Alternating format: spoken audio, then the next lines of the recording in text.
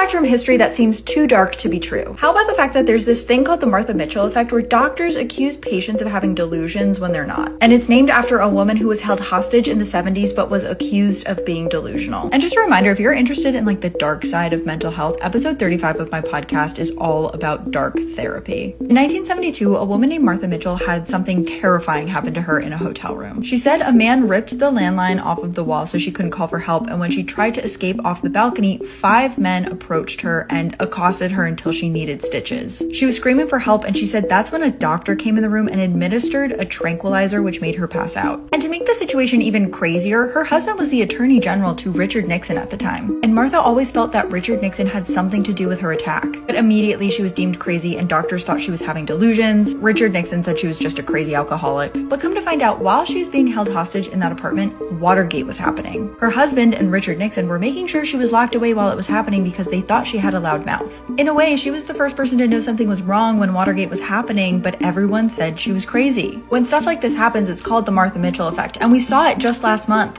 A Motown singer was put in a straitjacket because doctors thought he was having a delusion when he said he sang for the Four Tops, a Motown group. And again, if you're interested in the intersection of dark history and mental health, check out episode 35, the dark therapy episode of Heart Starts Pounding.